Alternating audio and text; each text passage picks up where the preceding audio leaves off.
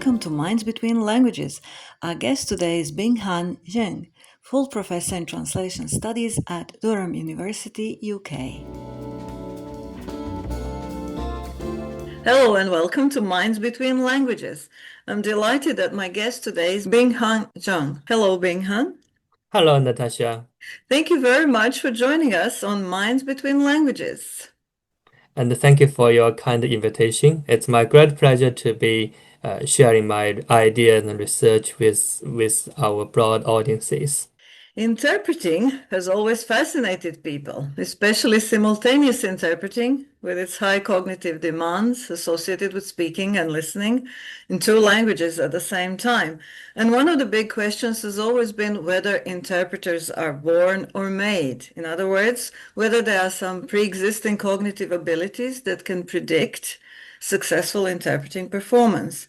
And on the other hand, is the question of whether bilingualism in general and simultaneous interpreting in particular can enhance some general cognitive abilities in speakers. So this last is sometimes referred to as the interpreter advantage hypothesis, which you in fact addressed in your latest research. So can you explain to us what interpreter advantage refers to and what exactly this hypothesis claims? Sure, definitely.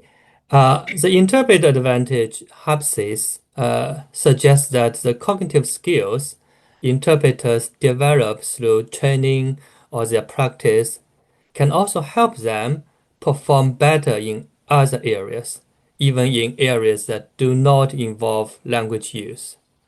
The idea of cognitive advantage is not originally discussed in interpreting studies, actually. It is more widely acknowledged in areas such as psycholinguistics or bilingualism. And the fundamental assumption underlying this line of research is that the regular use of two languages by bilinguals has a broad impact on language and cognitive control functions. As Mm. you just mentioned, interpreting is a highly demanding task that put a lot of pressure on the brain. Because of this intensity, it may lead to cognitive effects that are quite different from those involved in our everyday bilingual language use. Mm. And as you see, we call it hypothesis rather than a principle or a theory. This means the assumption has not been fully validated or proved. And in fact, the evidence for bilingual or interpreting advantage is often mixed, leading to debates and questions. But the point is not to prove whether there is such an effect or not. By discussing or debating the hypothesis, we're trying to understand how different types of language control in specific tasks can shape the way the brain works. So we also want to explore what conditions might allow these language-based skills to transfer to nonverbal tasks. That's very interesting. So, what prompted you or motivated you and your team to use early stages of interpreter training to test this particular hypothesis? And how did you go about designing? Because I imagine this must have been quite a complex research designed to tackle an issue like this. Yeah, so the motivation about this research, particularly, the story behind this study, um actually, I would say the ideas came from a long-standing commitment at our university, Durham University, which aim to connect research with real-world practice. And we want to explore how this connection could work in interpreter training. The research was carried out alongside an intensive training program, and the goal of the training program is to improve our MA curriculum and help students get ready for professional conference interpreting. And the training was made possible when Dr. Kevin Lin joined us as a professor in translation practice. Kevin is one of the UK's top-tier English Chinese interpreter. He has rich experience. He has served as official interpreter for the late Queen and 8 prime ministers over a career of more than 30 years.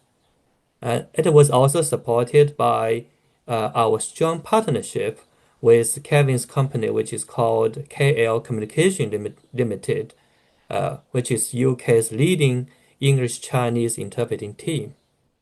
And from the research perspective, we were driven by two questions. The first is because previous studies have shown that interpreter training or interpreting training may improve cognitive skills, but it is still unclear whether this improvement come from the training itself or because only people with strong cognitive capacities become interpreters. Right. So by focusing on novice students interpreters, we were able to separate the training effects from their existing cognitive abilities. And the second question is, we were particularly interested in when the interpreter advantage began to develop. Most longitudinal research have focused on training programs that last a semester or an entire academic year or even longer. So we want to explore whether the short-term and intensive training could already produce measurable cognitive changes.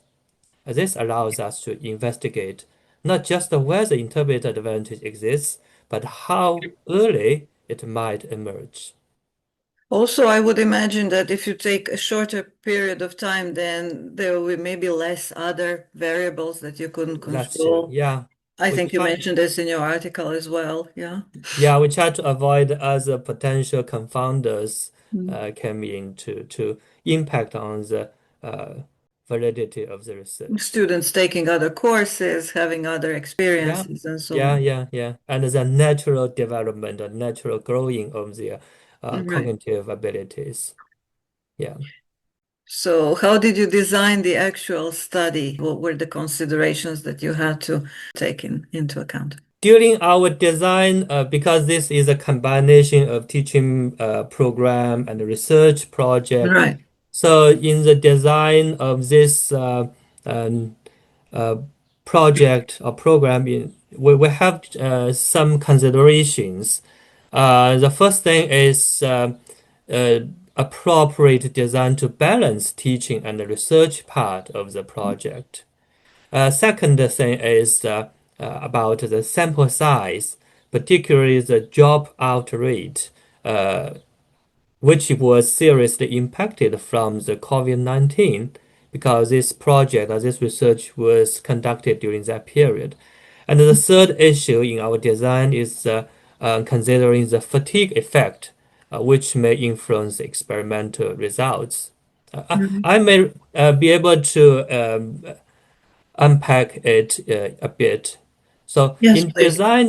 in designing the training program, we paid close attention to effectively balance the dual objectives of offering a meaningful training experience for our students, so students can learn from the program by enhancing their interpreting skills, while also maintaining a robust experimental design. So you can imagine how it is always, difficult to Difficult. balance the two. Yeah. And also it was challenging to manage practical constraints, such as our participants' dropouts, Right. because as I just mentioned, the training happened during the COVID-19 pandemic. So it was hard to avoid issues like students' availability, their illness, and their changes in participation. So to reach an adequate sample size, we spend huge effort in participant recruitment and ensure flexibility. We try to ensure some flexibility in scheduling to reduce the likelihood of dropouts. Even so, eventually the dropout rate was still very high. I can imagine. Um, yeah. And another key concern was fatigue, especially in our program, which is a short-term intensive training program. So interpreting training can be very demanding itself, both physically and mentally, particularly for novice learners who are just about to acquire their interpreting skills.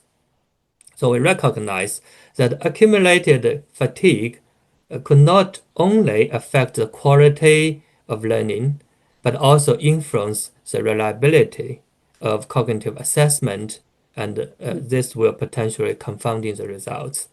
So Yes. these are the three uh, factors we're particularly concerns about. So how many participants did you end up having who fully participated until the end? Um, we have actually two groups. So we have experimental group, which has actually the number is 26, and the control group is 22. Yeah, This seems quite a good number for interpreting studies because exactly. Yes. usually samples tend to be smaller for interpreting studies because of the reasons you listed. So can you tell us a little bit more about the participants, the students who took part in the experiment? Yeah, the participants are postgraduates with language related to with language related majors, and they take Chinese as L1 and English as L2.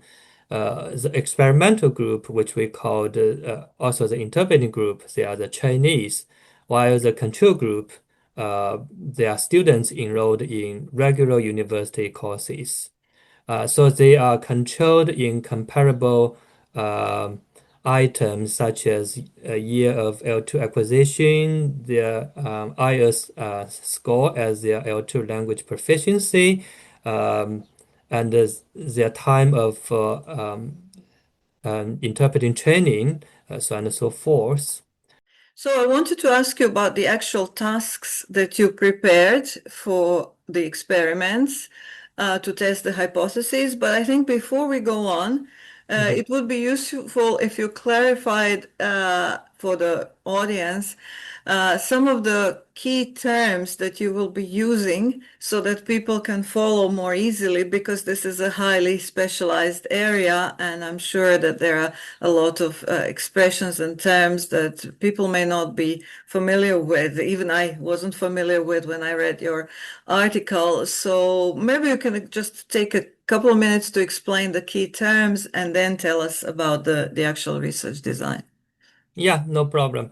So the domain general cognitive ability actually refers to the mental skills we use across many different tasks, Mhm. not just in language tasks. Right. So these include things like attention, our memory, problem solving, which support learning and performance in a wide range of activities. And similar to that, we also have like terms like executive function, or called EF, or cognitive control function, which refers to a set of top-down mental processes. We use them in situations where acting automatically or relying on our intuitions would be ill-advised, insufficient, or impossible. Mhm. So there are three core executive functions, which are inhibitory control, cognitive flexibility, and working memory. Right. And these abilities are the building blocks of our cognition to be applied to various tasks in our daily life. So based on them, the higher order executive functions can be built, such as reasoning, such as planning, problem solving, and decision making. Okay, so I will mention about the three core executive functions. The first one is inhibitory control. This refers to being able to manage our attention, behavior, thoughts, or emotions. It helps us resist a strong urge or distractions, Mm. whether they come from inside or outside. For example, when an interpreting hears a familiar word or phrase, they might feel an automatic urge to translate it in the most common or literal way. But if that literal translation does not fit the context, they have to inhibit that first response or first intuition and quickly choose a more appropriate expression to fit for the right context. So this is what inhibition works Mm. for them. And Right. in our research, we use the Franker task to test the cognitive inhibition. Then the cognitive flexibility. This term refers to uh, human beings being able to change how we think and how we solve a problem. It helps us adjust when the tasks, rules, or priorities suddenly change. Mm. For example, also in interpreting, we might start with a formal speech and then suddenly switch to interpreting a Q&A session, which is Right. a more casual way, right? So we need to quickly adjust our tone, our style, and our use of words. Probably even switching between the two languages might Yeah, yeah, definitely. Yeah, require high yeah, degrees of cognitive flexibility. yeah. Or code switching or switch between different languages. Yeah. And in our research, we use a test called Figmatching task to assess the cognitive flexibility.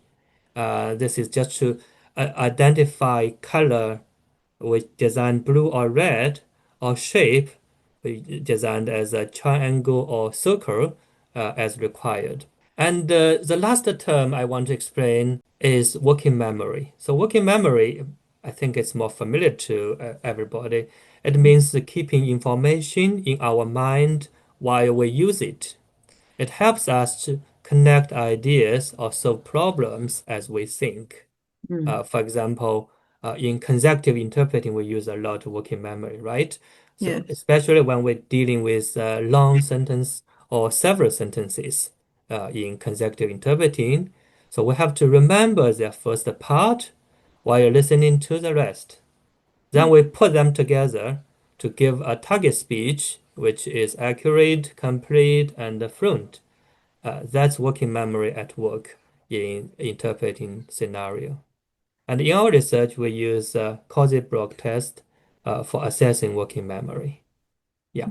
So these are some additional explanation about some terms or some very specialized words used in our research. Yes. Yes, this is going to be very helpful to follow what you're going to describe next, which is the actual research design. So you Hmm. tested these cognitive functions and then you tested also the interpreting performance and Yeah, compared. exactly. Yeah. So tell And us more about that. for our specific design of the experiment, so we have like the measurements including simultaneous interpreting tasks and cognitive function assessment.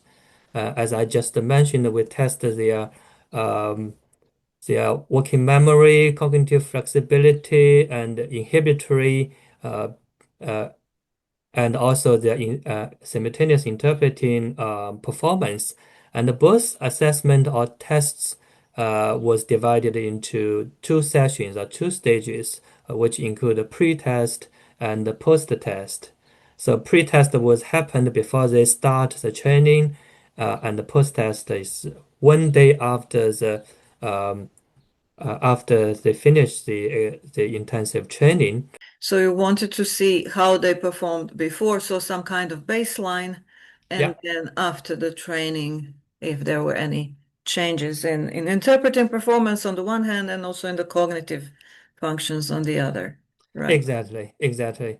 And the training takes about 10 days, takes 10 days. Mm. And during the design, we also, controlled the source speech There are different texts or different speeches, but we have counterbalanced between pre and post test, and also we controlled for the textual features and also their interpreting or translation difficulties to Right. make the speeches comparable eventually. Yeah, that's basic information about the design of the experiment. So, what did you and your colleagues pay special attention to when designing this experiment? Yeah. Uh, so, as I just mentioned, the biggest challenge to this study was to balance the teaching and the research. So, on the teaching side, the program was structured to mirror real-world interpreting tasks. So, we have professional level input from experienced interpreters and the use of the authentic interpreting material. But on the research side, we were careful to capture effects in a controlled and replicable manner. And meanwhile, we didn't want to interrupt the students' learning experience. Of So, course. yeah, we have these considerations, and also this proves to be a big challenge in our project. And also, as I just mentioned about the fatigue effect. So, in order to mitigate potential fatigue effect resulting from the intensive training itself, we scheduled the testing sessions at optimal times and built in breaks. We have built in several breaks where necessary during the training. So from a research point of view, we carefully planned the timing and set up the pre and the post tests. We tried to make sure the cognitive tasks were sensitive enough to detect their short-term changes. Mm, But also, we would not be that would not be too taxing or too challenging for our participants. mm. We also controlled for the task familiarity and the learning effects by counterbalancing the order of tasks. Right. Yeah, and we use matched control group who did not receive any interpreting training but had a similar demographic and academic background with our experimental group. Yeah, Yeah, that must have been very difficult and challenging to put all these things together and control them in such a way while being ethical towards your students at the same time. yeah, So, can you tell us then, after all this, something about the findings? What did you discover in your study? sure. So what we found was actually quite exciting. So the first question is, we want to explore, can short intensive training lead to executive functions changes? Mm, And we found the answer is yes, but only in cognitive flexibility, not in inhibitory or in working memory. mm, So after short intensive training, our participants actually showed a clear improvement in cognitive flexibility. That is ability to switch attention and adapt between tasks. This is also a key part of their executive function.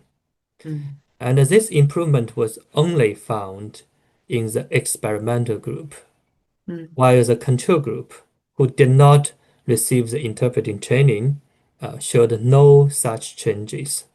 So that's the purpose we include, another group as control group. So this change or this advancement is not is only applicable to our experimental group. So it can be attributed to the training program in That interpreting, in fact. that's right. That's right. Yeah. But the story is a bit more complex regarding the second and the third questions. Of course. So our second question is, does pre-existing executive functions play a role in interpreting skill acquisition? And the answer is yes again. Hmm. Yeah. Students with stronger cognitive flexibility at the very beginning improved their interpreting skills to a large extent, particularly in their fluency level. I mean, although everybody has improved their interpreting skills, but Right. the group of students uh, who has a strong cognitive flexibilities, initially, they improved their skills More. more, yeah, and particularly in their fluency level. Mm. We also divided their interpreting skills into like accuracy or completeness of the delivering or the use of language, use of target language, and also fluency. So we divided them into three categories. Uh, but the fluency level is particularly, receives the highest uh, improvement. Right. So this is the second question, and Mm. we also confirmed Hmm. with a yes. But for the third question, which is, are executive functions changes shaped by training related to their pre-existing executive functions? The answer is yes, but in a negative correlation. Okay, can you unpack that a little bit? Yeah, sure. So we found that the students who started with lower cognitive skills, they actually benefited more from the training. Okay. Yeah, so they initially come with the lower cognitive skills, but they have a large improvement, while who are higher in their cognitive skills, they do not receive or benefit too much from the training. This is about the executive function changes, Mhm. not about the Not interpreting about the skills. performance, right? You are right. Yeah. So from this point of view, we believe that about the executive functions, it is not just the naturally gifted who benefited. Mm. The Mm. training can make a big difference, especially for those who do not seem like strong candidate at the very beginning. So That's very interesting, I think. yeah, initially we feel that they are not too strong in their executive functions, and maybe they are not, a very strong candidate for interpreting or for even attending the interpreting training course. But they make huge progress. They make big difference through the training program. Do you think that this has to do with the stage, that this was at early stages? Would the result be similar if it was later, or? Yeah, you're right. It is related in the stage or in the stage of their learning. I will unpack it a bit later. Okay, okay. Um, yeah, so that's also why our research especially mentioned about at the early stage of interpreting training. So I think based on the our findings, I think our findings has challenged the traditional view in interpreting advantage, which is just as a result of selection, Mm. which means only people with naturally strong cognitive abilities can succeed. But what we show is that training plays an important role. Mm. Their cognitive abilities can be developed during early stage of training. So they should not be seen as something you need before you can start interpreting. That's very So interesting, and I think with very strong implications for admission procedures. exactly, yes. So, what other implications for training, other than for admission procedures, would these findings have, in your opinion? I think one key takeaway is that, the relationship between cognitive skills and interpreting expertise is not just about rich getting richer. Mm. So our findings show that it is a challenge that really pushes learners to grow. Hmm. The key is the gap between what they can currently do and what the task demands from them. In Hmm. other words, uh, the real development happens when learners are pushed beyond their comfort zone. Hmm. Hmm. So in the early stage, training is often about dealing with cognitive overload, such as coping with the mental pressures of juggling many things at once. Mm. But as students move forward, the focus shifts to more interpreting specific skills like language skills and message comprehension. And over time, they start to rely less on general cognitive skills and move on strategies specific to interpreting. Mm. That shift is what really marks the development of interpreting expertise. So I think we need to look at the training stage into uh, at least into three levels. In the early stage, in the middle stage, when students uh, move forward, and the later stage, which is more about, they rely less on general cognitive skills and Mm. more on Mm. strategy specific to interpreting. Right, right. Very interesting. So, do you think that your study might have any broader implications? For example, that uh, we might find that short interpreter training for bilinguals might improve their general domain cognitive abilities or anything like that? Yes, of course, such application may be possible. Our findings also offer implications for broader discussions around how skills are acquired in highly demanding professions, how Mm. language experience shape cognition, and how training programs should be designed.